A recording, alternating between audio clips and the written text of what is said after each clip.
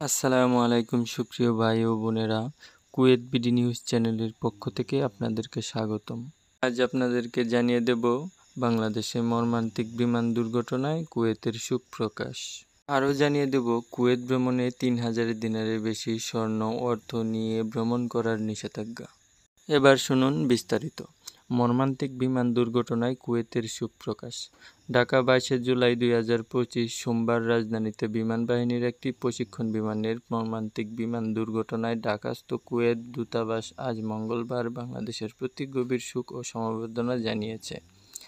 এক শোক বার্তায় দূতাবাস কুয়েত সরকার ও জনগণের পক্ষ থেকে বাংলাদেশ সরকার এবং নিহতদের শোক সন্তপ্ত পরিবারের প্রতি আন্তরিক সমবেদনা জানিয়েছে। দূতাবাস আরও জানায়, জাতীয় শোক ও বিপর্যয়ের এই সময়ে কুয়েত সরকার ও জনগণ বাংলাদেশের পাশে রয়েছে।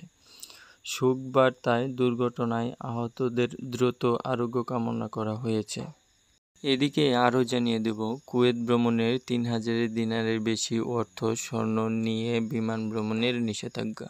কুয়েতে সংশোধন করা হয়েছে শুল্ক আইন। এখন থেকে দেশটিতে প্রবেশ বা দেশ ত্যাগের সময়ের সঙ্গে ৩,০০০ কুয়েতি দিনার বা সমমূল্যের নগদ অর্থ, গহনা কিংবা উচ্চ মূল্যের পণ্য থাকলে তা জানাতে হবে। আইন অমান্যকারীদের গ্রেফতার অথবা সঙ্গে থাকা স্বর্ণ বাজেয়াপ্ত হবে বলেও সতর্ক করা হয়েছে। আন্তর্জাতিক মান অনুযায়ী শুল্ক ব্যবস্থাকে আরও আধুনিক ও স্বচ্ছ করতে কুয়েতে শুল্ক আইনের সংশোধন করা হয়েছে। সেন্টার ফর গভর্নমেন্ট কমিউনিকেশন বা সিজিসির কোন নিয়মগুলো মেনে চলতে হবে তা বিস্তারিত তথ্য প্রকাশ করা হয়েছে। প্রবাসীরা বলছেন, অনেকেই দেশে যাওয়ার সময় পরিবারের জন্য স্বর্ণের গহনা নিয়ে যেতেন।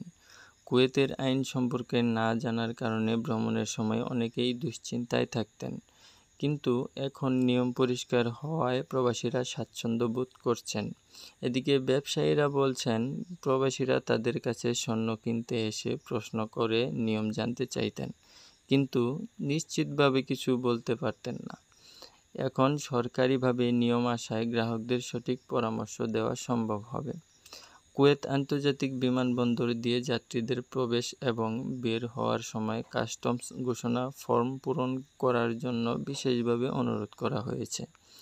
জেনারেল অ্যাডমিনিস্ট্রেশন অফ কাস্টমস বা জিএসি কুয়েত কাস্টমস কর্তৃপক্ষের অফিসিয়াল ওয়েবসাইটেও জানা যাবে বিস্তারিত তথ্য। বন্ধুরা, এই ছিল আজকের আপডেট নিউজ। এরকম নিত্য নতুন আপডেট নিউজ পেতে হলে চ্যানেলটিকে সাবস্ক্রাইব করে চ্যানেলের পাশেই থাকবেন।